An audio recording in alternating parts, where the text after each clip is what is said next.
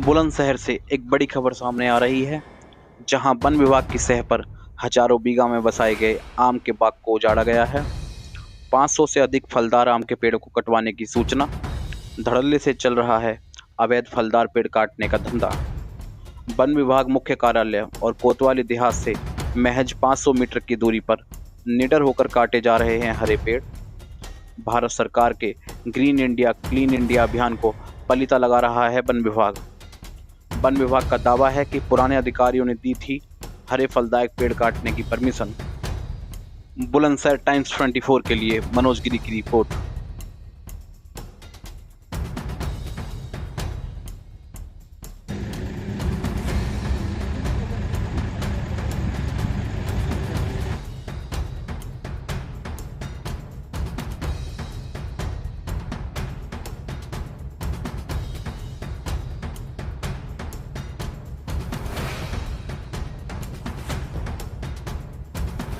Sir, कुछ बागों में पेड़ काटे गए हैं, उनके खिलाफ क्या कार्रवाई की जा रही है विभाग की ओर से? जी, मेरी ज्वाइनिंग यहाँ बुलंदशहर में 1 अगस्त से हुई है। तो इस समय मेरे आने के बाद से मैंने जो भी फलदार पेड़ इनकी अनुमति जारी होती थी, मैंने इस पर प्रतिबंध लगा दिया है और 30 सितंबर तक ये प्रतिबंध जारी रहेगा।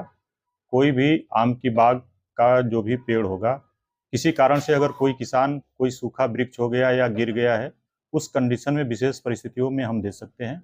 अदरवाइज हम कोई भी हरे पेड़ काटने का या आम की बाग काटने का परमिशन नहीं देंगे 30 सितंबर तक।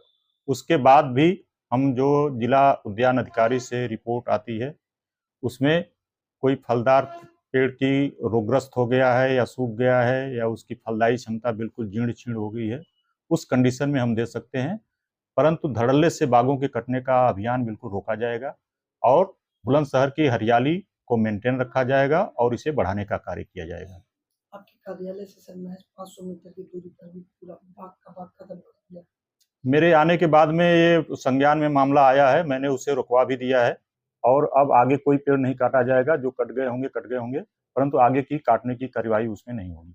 किसी तरीके की कोई जांच सर होगी? चूंकि इसका परमिशन विगत में दिया गया है, इसमें जिला उद्यान अधिकारी से रिपोर्ट आई थी कि इनकी फलदायी क्षमता गिर गई है, कुछ पेड़ गिर गए हैं, कुछ पेड़ सूखे हो गए हैं, बाग जो है बहुत पुरानी है।